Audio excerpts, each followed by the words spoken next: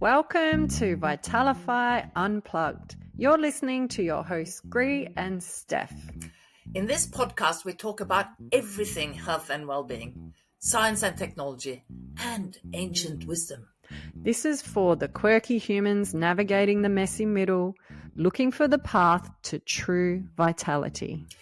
It's for the curious minds and tired bodies looking for clarity, energy, and inspiration that works your way.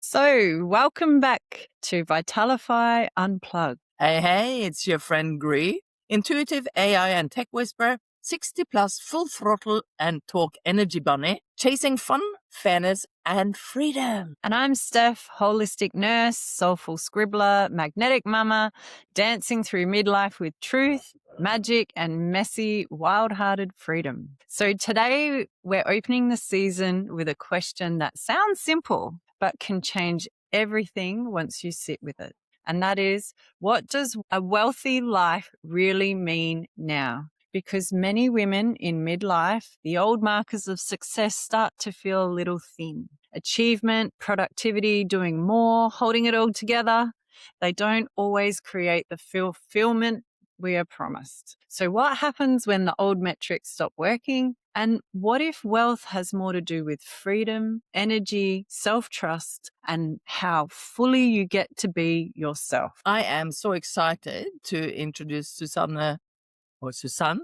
Ridolfi, a health coach, speaker, and author whose work bridges body, wisdom, self-care, and the deeper rhythms of life. Susanne has spent much of her life working across fitness, integrated well-being, bodywork, and coaching. And what we love about her perspective is that it feels both grounded and deeply intuitive. She speaks to a kind of well-being that isn't performative or trend-driven, but rooted in simplicity, rhythm, and learning to listen inward. And now, in her 7th decade, she says she feels more vibrant, and I can tell that she does, energetic and confident than ever, which makes her the perfect guest to help us begin this season. So, Susan, before we dive in, we'd love to hear in your own words, who are you and what has shaped the way you think about health, well-being, and what it means to live wealthy now? Well, thank you. And first of all, thank you very much for having me as your guest today. I'm feeling honored, and thank you for that wonderful introduction. No pressure at all then. None whatsoever. None whatsoever. How did I get into what I am doing? Well, I did a presentation a couple of days ago, and I said my passion for health and well-being has been there all my life, I believe. I started off as a gymnast, then became a gymnastic coach for young girls, which I thoroughly enjoyed. Decided to be a PE teacher, and this is back home in Sweden. And I enjoyed that for many, many years. Then my life journey took me over to the States, and I spent 2 years in the middle of Manhattan in New York, in USA, being there as a personal trainer. Now, you did mention I'm in my 7th decade. So when I spent time in New York, that was doing personal training a la Jane Fonda style with leg warmers, leotards, and yeah. You would have Love loved it. I had a very good time. And I also was a dancer at that time. So I was running around to all the dance studios and doing the best I could together with all the professional dancers in the dance studio. But I was an exercise freak. I decided to run a marathon when I was in New York as well. So that's me, a gymnast turning marathon runner. And I believe I was an exercise freak. I was addicted to exercise, and no exercise or no addiction is good for you, even if it is exercise. So my orgy basically stopped me in my tracks. I had created such bad back pain I couldn't move. And the only thing I wanted to do was, of course, to move. So I sought treatments for that, ended up having acupuncture by a lady who's trained in Japan. And in Japan, they train in hands-on before they stick needles into people. So then I decided to retrain myself, and I became a shiatsu therapist. came back to Sweden and started opening my clinic and presentations around that. And I ended up in England for 13 years, where I was running the British School of Shiatsu-Do together with my husband.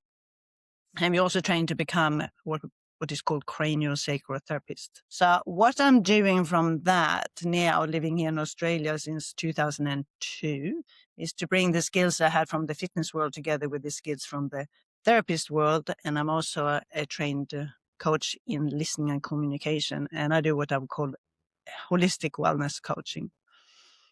Because I do believe that if you want to live truly well into the future, there is a mixture of all these things. You know, it's a myth that people say, I know what I need to do. I just need to exercise more and eat less and I'll be fine. But I think many people now have realized, well, that's not enough. We need all the pieces of the pie to make it happen. So that's my background. Did that answer your question? Yeah. It And Kay, absolutely. bit of a That's me. What is wealth all about? And, you know, in today's world. So thanks to the things that happen in our world, I think people have changed their mindset a little bit about looking at their health and well-being in a different way. You know, it's that saying, health is your greatest wealth. Yeah. So 100%. What you put in, and then I went to presentation a few weeks ago, and she had another take on that, which lies close to my heart, because most people who come to me, they don't have time and they don't have any energy. And she said, energy is your most precious currency. So the matter is, how do we look after our energy and where do we put our energy into our life? You know, people look at wealth or they look at abundance. What does abundance mean in today's life? You know, abundance for one people is totally different to abundance to another person. But part of that abundance is being able to live your life as you wish it to be.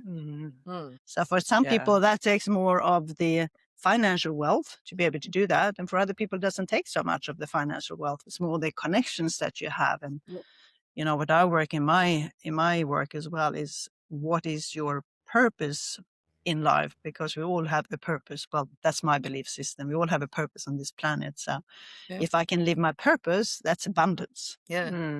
I love that. Energy is your most valuable currency. And that's, I've got lots of energy, but maybe not so much money, not as much money as I would like. But I have plenty of energy. That's for sure. Yeah, but that's when you have to look at, you know, where do I put my energy? Exactly. Yeah, it's one of the things you put up as well. You know, why do women very often put themselves on the bottom of the list when it comes to caring? You know, where do I put my energy? It's very true. Now, you've had a bunch of pivots in your life since, but was there like, I guess maybe your back problems, but you answer the question. Did you have like a turning point that changed how you define a good life? Well, that was probably my first turning point. Yes. So when I was then, I said, okay, so this is not working. I can't just, and in my experience, a lot of people just push. You just keep going. So, and as I said the other day, awareness is the first step, because I believe that a lot of people, most people, are unaware of where they're at in their health journey. And those people who just push, they don't have the time to stop, and they don't stop and they don't listen. So if you just keep going, as I've written in my book, if you listen to your body's whispers, you don't have to hear it scream. You know, if you listen to all those little signs and the symptoms that your body sends out, well, then you can work prevention, which I think is much better than cure. It's cheaper, doesn't take so much time, it's more enjoyable. So that was my first pivot point. I realized this is not going to work. I had to do something different. Yeah, so that was my body screaming loudly. Other turning points is, I had another turning point. We decided to celebrate my husband's birthday by trekking in Nepal. And that the turning point there, we trekked quite high up in Nepal. We trekked to above a base camp. So we were up on 5,700 meters above sea level. And what I came to realize that is the importance of your breath, you know, something that we take for granted in our life. You know, most people just breathe in and out and they don't think about your breath and your breathing. Well, when you're up there, you breathe very slowly and you can't move very fast. There was two things. I'm a fast mover, right? No, here you have to take your pace, and everybody else did the pace. It was slow motion. That's one thing that I work with people on now. How do we gain energy? Well, if you go back to your breath, that's one way of actually gaining energy into your body. So another turning point. I said, because most people think about exercises, doing this and going to the gym and going out running and walking, but actually gaining movement from your breath and your breathing, and through that also gaining energy. I would guess that's a bit of the sort of yogic sort of ways of working, isn't it, as well? I'm looking at Steph because I know she's well Prana. into that. Yeah. But it's always about getting your breath to lead with your breath, I guess, in a ways. But just to, and we've already touched on this, and on Vitalify Unplugged, we talk about a lot more, or in a more deeper or broader sense than money. And you've already touched on a bunch of these things, but when you hear the word wealth, what does it actually mean to you, if you can sort of succinctly define that?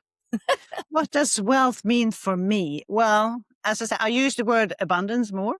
It was interesting because somebody stopped me in the park the other day, and he's obviously working with pension funds for people, and said, how much money do you think a person needs to be able to to function on their pension? I said, well, that's a big question. How many hours do we have? It totally depends on what you want to do. So wealth for me personally, having studied the longevity, and I want to live a long and well life. I want to go when I'm ready to go, not because of something taking over me and deciding when I'm going. So that for me is wealth. If I can live my life well into the future until I decide this is the time. I've done my work. I'm ready to go on and move on to the next level, whatever that is. My family, my connections are very important in my life. So that is wealth for me, to be able to be with my family, to be able to support them in the way that they want. And with boundaries is very important as well, to create my boundaries. Because I need my me time. That's wealth for me. And then I need my we time. So the more I can look after my me time, the better I am with the we time that I have. Honesty and integrity, that's wealth for me. Yeah. And moving forward with my purpose on this planet is wealth for me. If I can do that, then I'll be, I could say, people speak about leaving a legacy, but if I can do my work on this planet, then that's wealth for me, being able to do that. And there's so much to unpack there, because your life sounds extremely rich and has this depth of experience that's so valuable that it's just so good that you're here to share that with listeners, because, there's so many things that are resonating. I'm trying to filter which one to start with, but I've got to keep generally to the script. So today we're exploring what happened. Otherwise we will go down rabbit holes. Steph, I ran a networking event here for 10 years, and I called them daring and disruptive women. So I had a plan, but it was very disruptive networking, I tell you. Did I stay to the script all the time? Well, yeah, sort of. It worked out. Well, I just know my patterning and behavior, and it goes off script constantly. And so I'm trying to reel myself in. But I mean, the things about breath and your understanding of the value of connection, and just even living in lots of different countries and witnessing different cultures and how people approach life. I'm sure that adds to the depth of your wisdom and knowledge, and the fact that you're engaging with a sort of Eastern philosophy as a Westerner is, marrying these two really deep thought processes that adds to wealth, in my view, which I fully value. So thank you for just what you've shared already. Yeah. But on Vitalify Unplugged, we're exploring what happens when women in particular begin redefining wealth in midlife. And some things that resonated with me that you've said already is like, we like to push through, and been there, done that, like keep going, like it hurts, there's lots of things trying to stop me, but I just keep going because that's what I thought I had to do. So, you know, and obviously that can have detrimental kind of aspects on your health, on your well-being, on your connections. So, but because that's kind of the old model of striving and proving and pushing, sort of you get to midlife and that no longer fits. And there's usually a deeper longing for something more honest, well, definitely in my world, more sustainable and much more aligned with your truth and your own authenticity. So we're wondering if you could share a bit more about wealth beyond money, which I know money doesn't seem to be a top priority in your world anyway, but having it definitely has probably helped you do all these things and live in different countries and given you access to incredible experiences partially. And what does it mean to build a life that actually fits where you are now or who you are now? I wonder if we can frame that in terms of what happens when kind of all definitions of success stop feeling satisfying through midlife kind of thing. Nice. Yes. Much nicer way of saying that. Thank you. Well, we're talking about Well, midlife. That's what I'm thinking. Yeah. Yeah. Yeah. I went back to this morning. It's, you know, in the business world, they talk very much about success, right? And now I can't remember who said it, but it's the expression that success is the progressive realization of a worthy ideal, which works very well in the business world, right? So this is many, many years ago. Was it Nightingale? Nightingale? I can't remember. But that's what he said. Success is the progressive realization of a worthy ideal. So it's the same with your health and your well-being, right? It's the progressive realization of a worthy ideal. And that's why, so what is your ideal then? So when women or anyone, I'm working with men as well, so, and they end up in that crisis moment as well for whatever reasons. But when we end up in that, you know, call it a turning point in our life, in my experience, the way to go is to really look at what are your values in life. You know, what are your true values? And there's various ways of finding that one out. And that's what I do when I start. That's the awareness, coming back to the awareness first. And so what are my true values in life? And are the actions and the activities that I take to work on myself in alignment with those values? So if they are in alignment with those values, what I found that then your life is more in flow, right? You find your passion in life. Well, that might not be in the work that you're doing.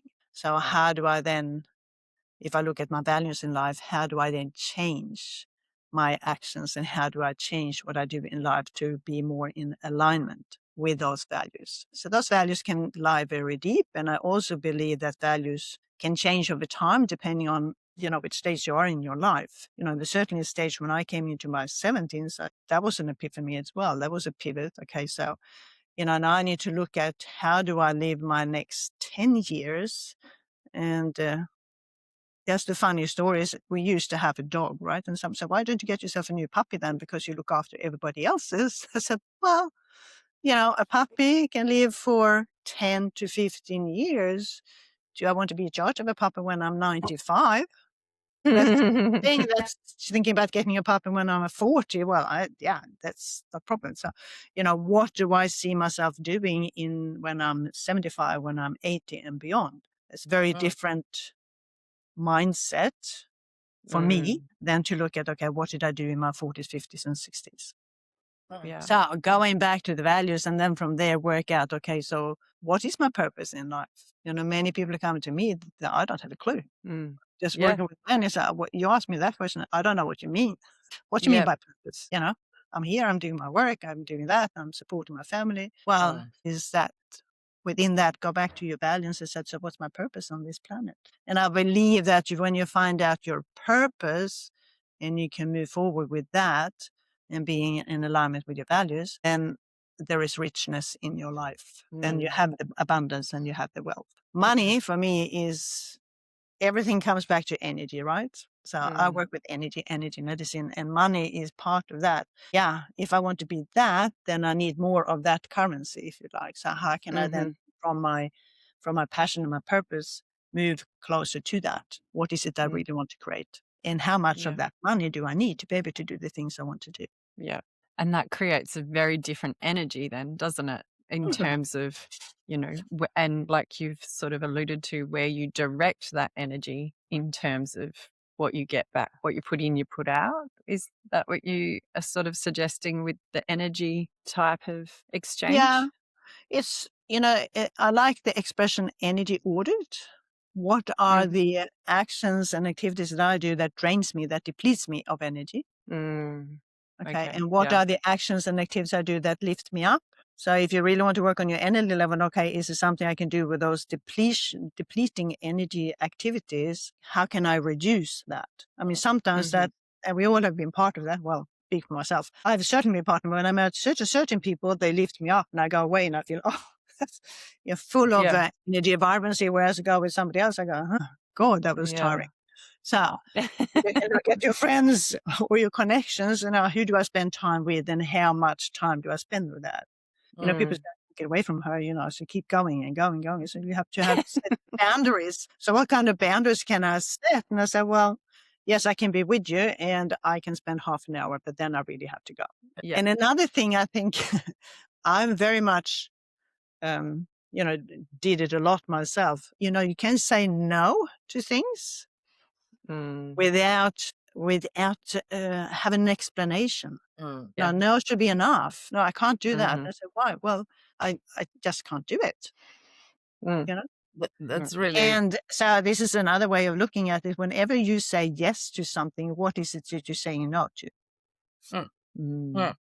You say yes to something, I need to do that, and I need to go and support her, or I really need to go and help them, whatever it is. And, she's inviting me to this event. I don't really feel like going, but I should.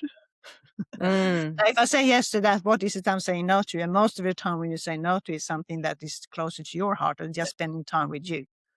Yeah. And I think, sorry. Before we jump on, I also think that we did an episode on boundaries in our previous season as well. So very much aligned with that. Yeah, it's okay to say no. And what are you not saying no? Yeah.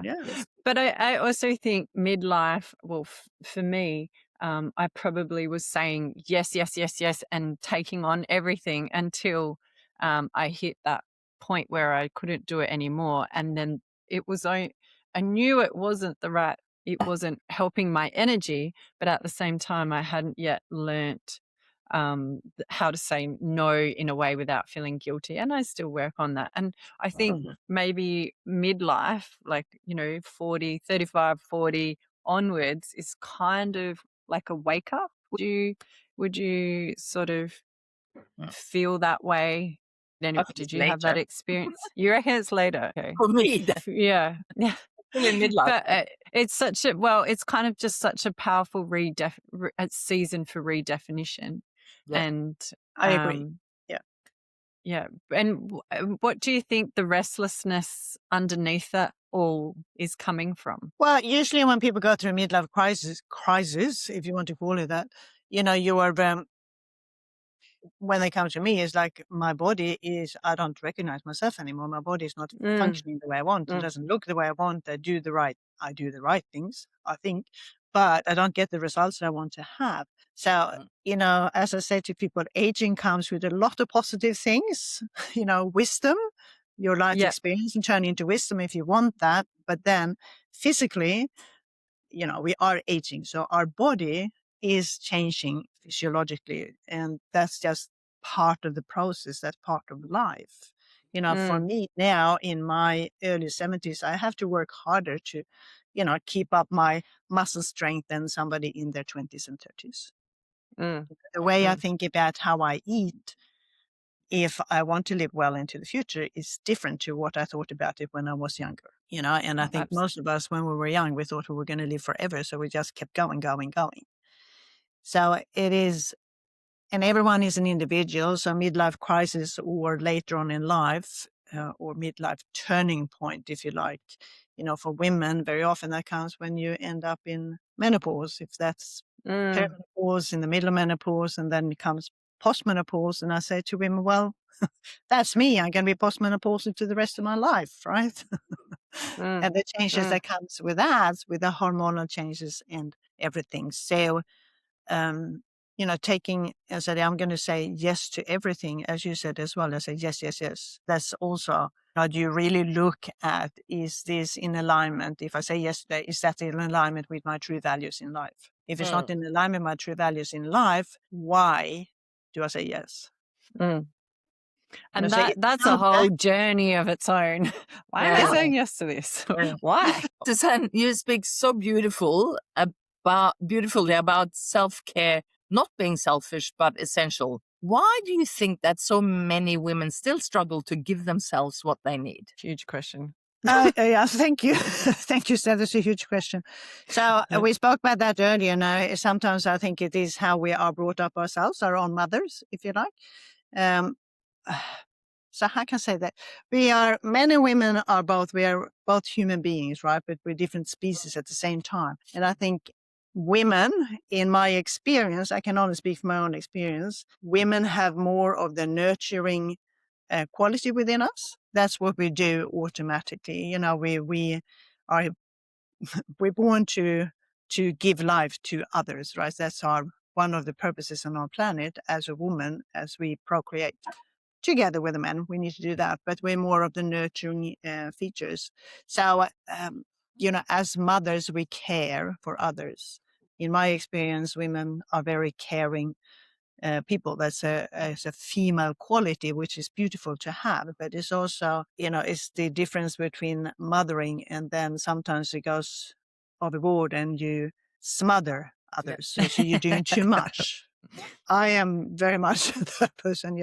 I have one son. He's my one son. And yes, still now he's 29. And sometimes I'm like, you should not be doing what you're doing.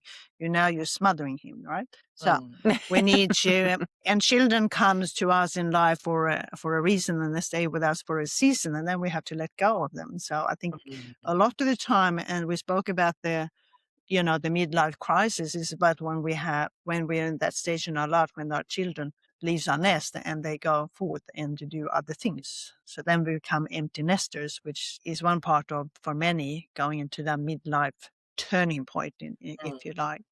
So why do women? I think it's the nurturing that we have within us. That's what we are meant to be doing as women. So it's about, we talked about boundaries before. So how much do I actually do it? How much do I drop down?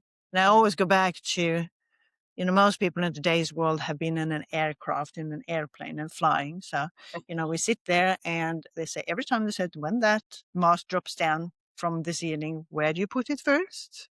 Put it on yourself, right? Because if you put it on self, so if you look after self, and this is, my mission or my work with women is, if you look after self, then you're so much better off to look after others. So if you have the energy, if you look after yourself, then you have more energy to give to others. And usually a much nicer person to be around as well, because it affects your mind and your emotional state.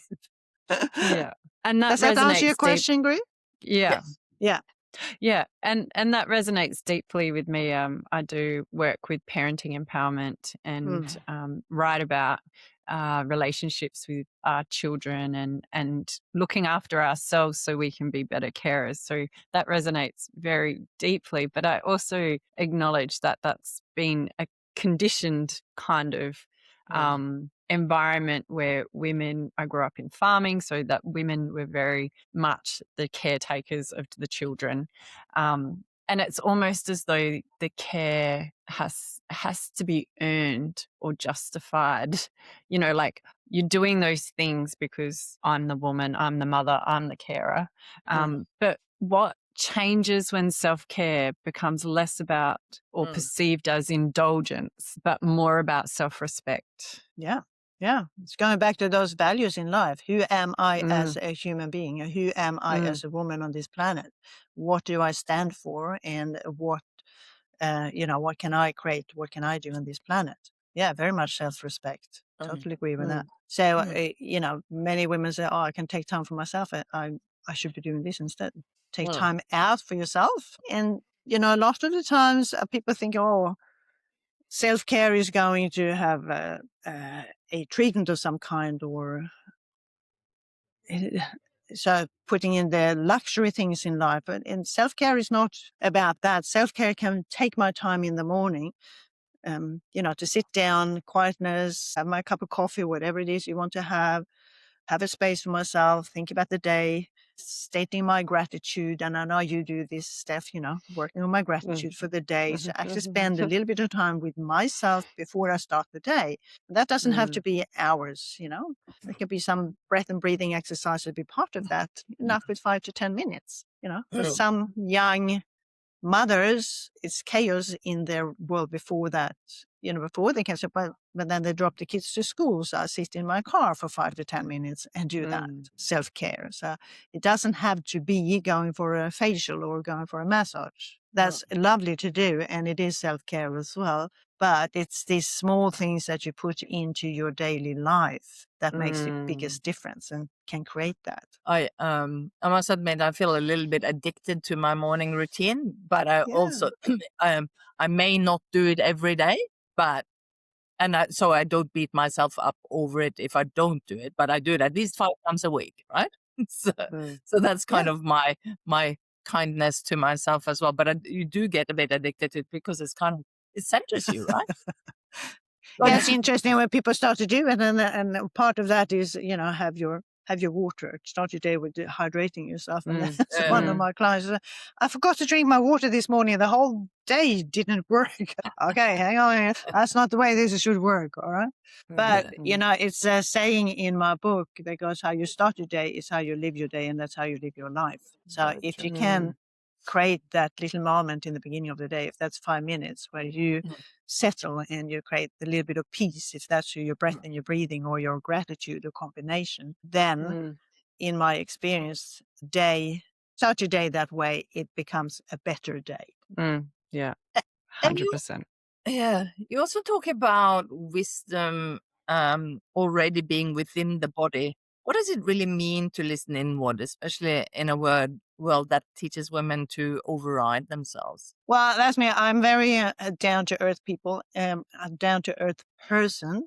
And I believe that a lot of people in today's world have disconnected with Mother Earth and disconnected with Mother Nature. So one of the things I do believe is beneficial for all of us is to reconnect with Mother Nature and what she has to offer. And Mother Nature comes for free. It comes back to your breath and your breathing, if you like. So now, all the people go for treatments and take supplements or whatever we do, which is great.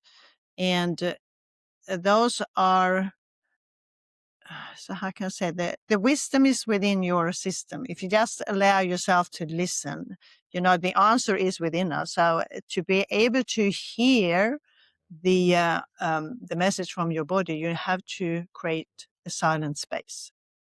So listen and silence spells with the same letters, right? To truly hear what the message is from within. Yeah, it's interesting, right? So to truly hear, if you can put yourself in that silent space, it doesn't have to be meditation. If that is walking on the beach or just sitting, as we said, quietly, and having a cup of tea or coffee in the morning, if you find that silent space, to truly listen to what your body is saying. I said, I don't know how many conversations I have with myself. It's interesting, right? I have them with my body and actually tuning in and feeling, okay, if I'm hungry, what is it my body really needs? Rather than just rushing and taking something in the haste. What can I give my body that actually acts like nourishment? Rather than just filling me up with something. So if you take the space and truly listen into it, you will find it. You will find it. Because, our bodies are amazing. We have an amazing equipment. When you are, as I said, if you're deep asleep, that's when a lot of stuff happens. That's when repair work happens. That's when you build up your energy system. That's when you build up your immune system. Even if you, going into the hospital and end up in an accident, very often they put you to sleep because they know, this nervous system being up here is not going to help them. So if we put them to sleep, then the body can take over and do the work it needs to do. So in the end of the day, we go for treatments, we do all of that. That's tools that sort of kicks us in the right direction. But your best healer is you. The wisdom is in here. We already know. And you're singing to my heart. I feel like those words are like the words that I love to hear, and I don't know that other people hear them enough. I used to be an emergency and ICU nurse, and so we used to do those things, like definitely morph my dads, get everyone relaxed so that we can work with their bodies and get them back to a functioning state. So that's an extreme space, but it totally resonates in a different way of what you're saying. But wellness is a way. I believe that's something that you talk about, and it leads us to becoming more yourself. And you say wellness is not a trend. What do you think most people often get wrong about wellness? I think a lot of people look for new things. They tried lots of things and things doesn't work. They don't feel the benefit of it, if you'd like. So they're looking for the new things. And when the trends come out, so take, for example,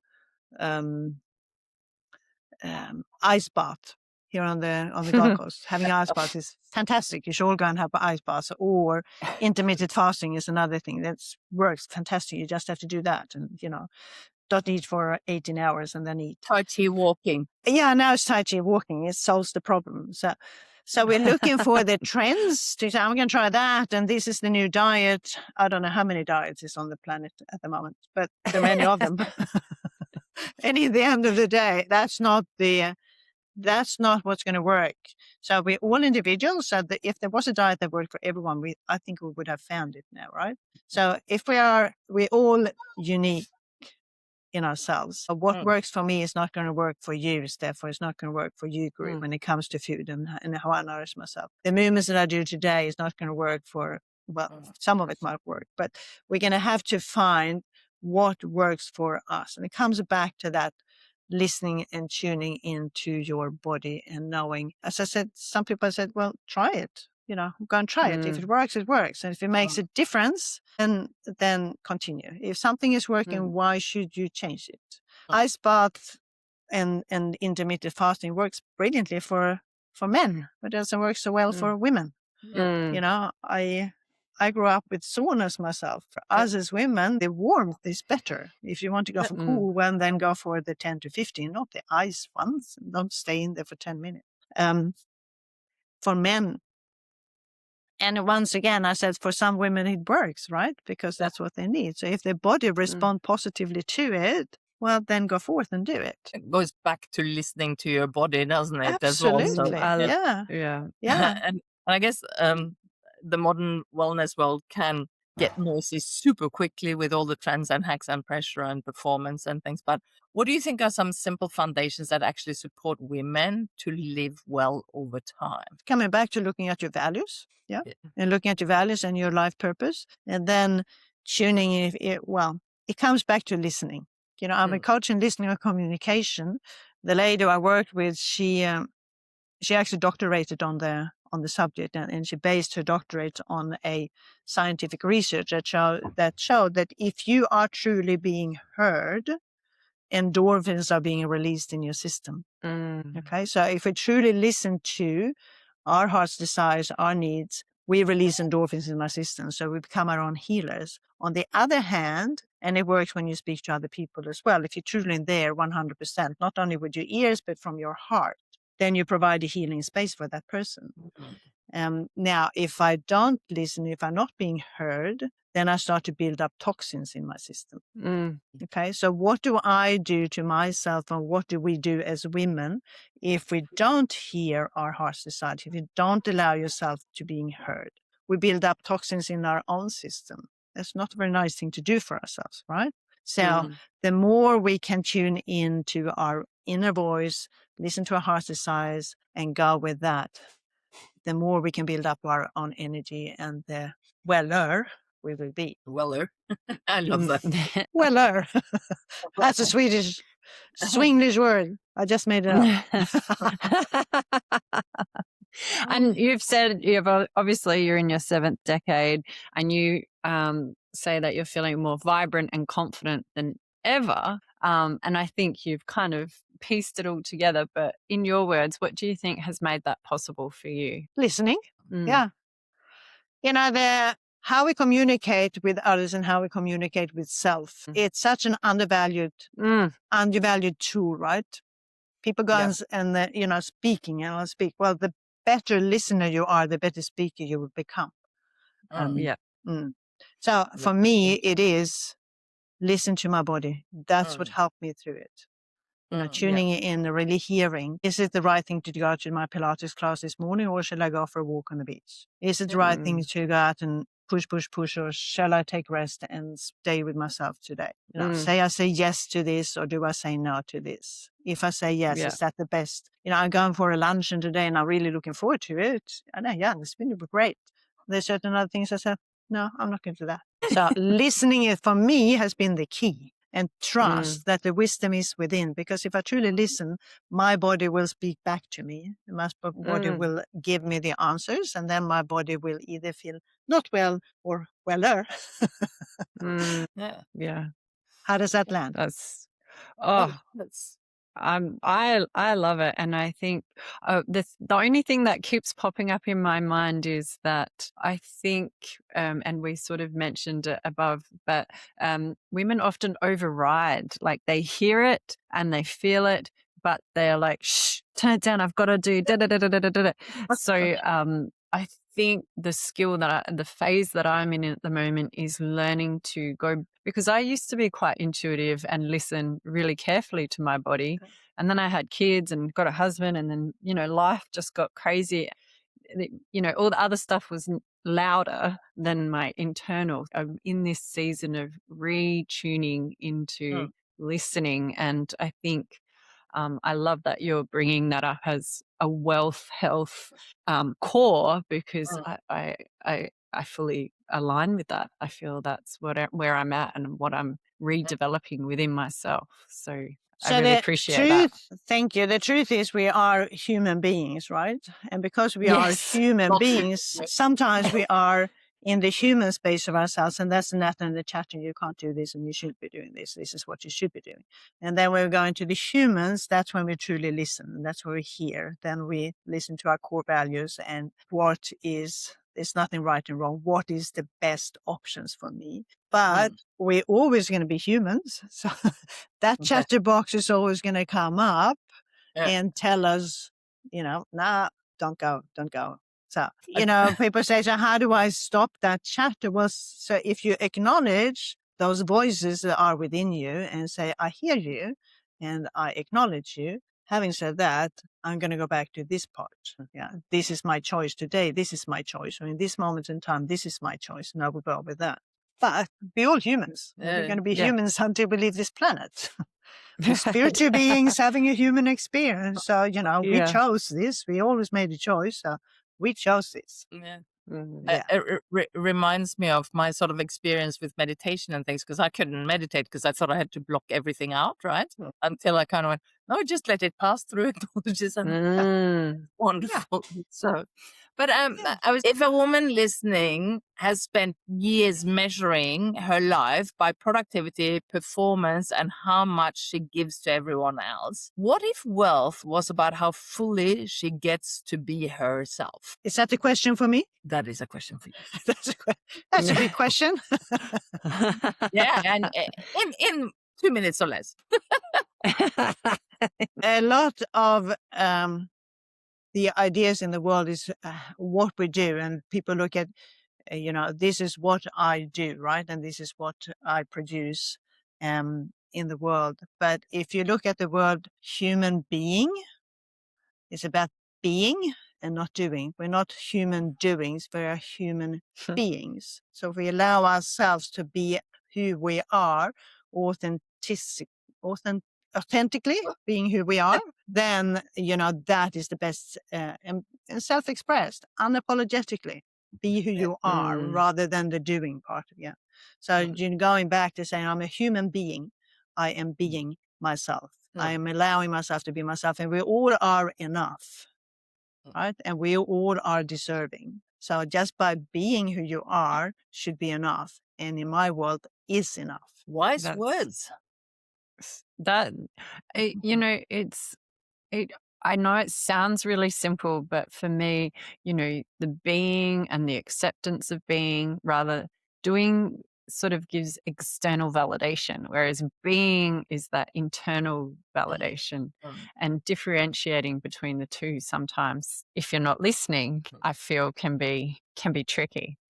But what we like to ask our guests is, if you unplugged, what does that mean or look like for you? Well, the first thing I think about when I unplug is like leaving this world that we are in right now and unplug all my devices, the phones and everything, and go back to Mother Nature, because I do believe, well, we can't get away from it. It's in the air and everywhere. Right?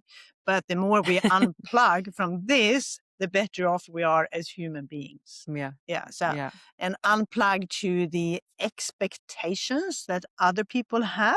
You know, it's like you said about validation. I have my daily little things that I read on a daily basis. This is Lisa Messenger's mantras to ignite your purpose. Today, she says internal validation versus external validation. Yeah. Oh, look at you. There you go. Yeah, the more you love your decisions, the less you need others to love them. You know, so when it comes to validation, validate it from here rather than from here. You know, unplug to, you know, if I move forward with my passion and my purpose and just step up and be who I am, the person I'm supposed to be on this planet, well, that's the best I can do. Then I serve. Then I'm here to serve. Yeah. That's perfect. I love that. Listening to yourself. You know, I always hear myself and then I ignore it. That's kind of my thing. So I'm going to make an intention that I will actually listen to what my body is telling me and respect it. Not just acknowledge it. That's right. But Yeah. I mean, it does. I said to people, it doesn't happen overnight. I'm still working on it. We all are working progress, right? So I give myself credit for how hard I'm working with certain things. But, you know, it's not, you can't, well, in my experience, it doesn't happen like that. You know, you have your wake up calls sometimes, and then okay, one step at a time, you know, what can I do on a daily basis? And it's like, okay, rather than reacting, how about responding? Stop. We say to the kids, and I work in the schools, you stop, listen, and then take action. Perfect. And I ask myself the 3 questions. Does it serve? Does it serve me? Does it serve the situation and the people that I'm in? Does it serve the greater good of all? If I get a no to one of those questions, well, maybe I should take another action, make another decision. Oh, I love that. Yeah, that is very good, I think. Now, Susanne, if people are listening and would love to learn more about you and your work, where can they find you? Well, find me on Facebook and Instagram and LinkedIn and my website, which is my name. Very easy. SusanneRidolfi.com. That's the way it's And we'll put all of those in the show notes so people can connect with you and find you, and they can look for my book as well, Your Body and You. Yes, we'll put that in the show notes as well. Absolutely. Well, thank you so much, Susanne. This has been such a beautiful way to begin our season, exploring what wealth looks like. And I would like to say that your wisdom and knowledge is so deep and rich, and just even having this conversation with you has been helping me reflect and reminding me to breathe and listen, which I think are 2 vital ways that things that we can do that don't cost money and can implement on a day-to-day basis. So thank you for reminding us of that, and that wealth isn't only about what we built on the outside, it's also about how we feel within ourselves and how we care for our energy and whether the life we're actually living fits our now. So I think we're going to wrap it up here. And agree. Do you want to add anything in, or Susanne, No, any last? I'm with you. Breathing, listening, and then actually actioning what you're hearing. You're right. Yeah. Asking good questions. Does it serve me? Does it serve the situation? And does it serve the greater good? So that's I my love that. takeouts from today. Yeah. Yeah. So thank you so much, Susanne. We've really appreciated you being here. And to our audience, if this conversation has resonated with you, share it with someone who might need to hear it. And as always, stay curious, stay connected, and keep living unplugged. Thank you, Susanne. Thank Thank you so much. I'm honored. Thank you. Thanks for joining us on Vitalify Unplugged. If this episode sparked something in you, share it with a friend. Hit follow or subscribe. And don't forget, we love hearing from you. So send us a message and tell us what's lighting you up. See you in the next episode.